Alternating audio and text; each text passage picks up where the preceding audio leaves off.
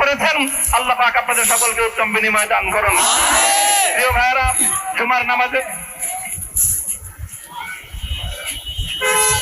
জুমার নামাজের একেবারে ঠিক আগ মুহূর্ত। এখন সব মসজিদগুলোতে জুমার প্রস্তুতি চলছে। আমরা এখন এখানে খুব সংক্ষিপ্ত দোয়ার মাধ্যমে আমাদের আজকের এই প্রোগ্রামের সমাপ্তি ঘোষণা করব। এরপরে ইনশাআল্লাহ প্রত্যেকে সুশৃঙ্খল ভাবে যার যার জায়গা মতো বা আশেপাশের মসজিদগুলোতে গিয়ে আপনারা জুমার নামাজ আদায় করবেন।